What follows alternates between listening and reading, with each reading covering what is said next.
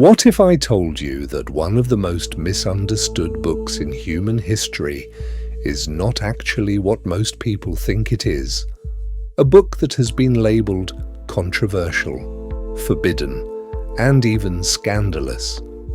But in reality, it was never written to shock anyone. It was written to explain something far more universal: how humans love, how humans connect, and how humans live in balance between desire, emotion, and meaning. Tonight, we explore an ancient text that has traveled across centuries, cultures, and interpretations. The complete Kama Sutra. But before you assume what it is about, you need to forget everything you think you know, because the real story is much deeper and much more human. The Kama Sutra is often misunderstood as only a manual of physical intimacy, but historically, it is an ancient Indian philosophical text on love, relationships, and the art of living. It is believed to have been compiled around the 4th century CE, attributed to the scholar Vātsyāyana. But even he was not claiming to invent it. Rather, he gathered older traditions, teachings, and cultural wisdom into one structured guide.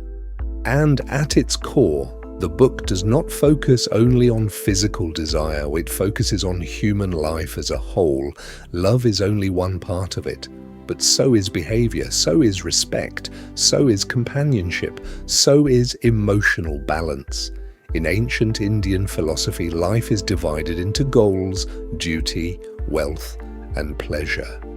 And Kama Sutra is centered around the third, Kama, which means desire, love, attraction, and sensory experience, but not in a shallow way, in a deeply human way.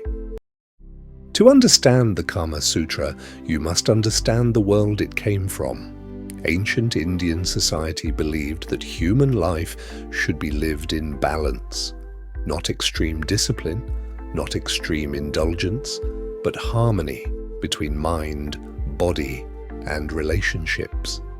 The Kama Sutra was written as a guide for educated people, especially young adults entering life, love, and marriage. It was meant to teach how to understand attraction, how to form relationships, how to behave in society, and how to maintain emotional and physical balance. It even emphasized education beyond romance, music, art, conversation, etiquette, lifestyle, social intelligence. Because to the writer, love was not an isolated act. It was part of a complete life experience. One of the most important ideas in the Kama Sutra is simple. Human desire is natural, but it is also complex. Unlike animals, humans do not experience attraction only through instinct. We feel emotion, memory, imagination, and meaning. This is why relationships can bring joy, but also confusion. The text suggests that desire is not something to be rejected, but something to be understood.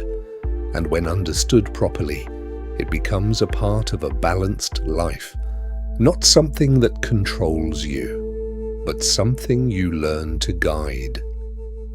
The Kama Sutra even describes how a cultured, refined person should live, a life filled with comfort, learning, social interaction, and appreciation of beauty. A person who enjoys conversation, art, music, and friendship. Someone who understands etiquette and emotional intelligence. In this vision of life, love is not rushed. It is developed slowly, through familiarity, through trust, through shared experiences.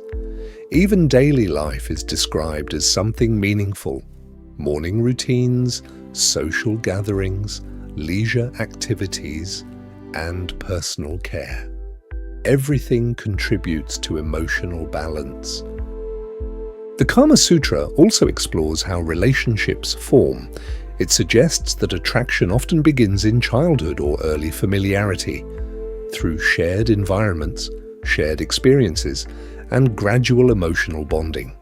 Love, in this sense, is not sudden. It grows over time. The book describes subtle steps of connection, conversation, gestures, emotional closeness, trust building, and only after emotional alignment does physical intimacy naturally follow. It emphasizes patience, not urgency, understanding, not impulse. One of the most surprising aspects of the Kama Sutra is its focus on emotional satisfaction. It suggests that both partners matter equally in a relationship, not just in actions, but in feelings. It emphasizes awareness of the partner's comfort, emotional state, and readiness. Because according to the text, a relationship is successful only when both individuals experience harmony, not imbalance. This is why it repeatedly highlights the importance of mutual respect and attentiveness. The Kama Sutra is also known for describing the diversity of human relationships in ancient society. It acknowledges that not all relationships follow the same path. Some are formal, some are emotional, some are social or practical. Some exist outside traditional norms. Rather than judging, the text observes, it describes life as it exists, not as it should be forced to be. This makes it one of the earliest works to treat human relationships with psychological curiosity, rather than strict moral instruction. Of course, not everything in the text aligns with modern values. Some ideas reflect ancient cultural contexts that feel distant today. But the deeper message remains timeless. Human relationships are complex. Human emotions are layered, and love is something that requires understanding, not assumption.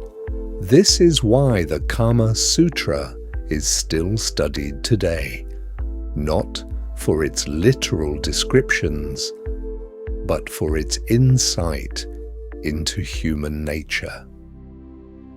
When you step back from all interpretations, debates, and misunderstandings, the Kama Sutra becomes something else entirely.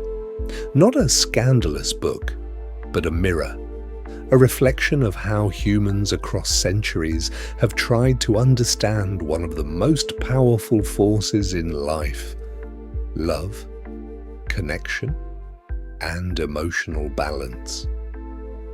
If you are enjoying these bedtime book journeys, take a moment to like this video and subscribe to the channel for more calm, slow, and meaningful book summaries before sleep.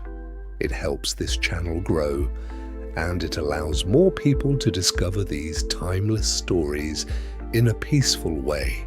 And tell me in the comments, which book should I explore next? Good night, and sweet dreams.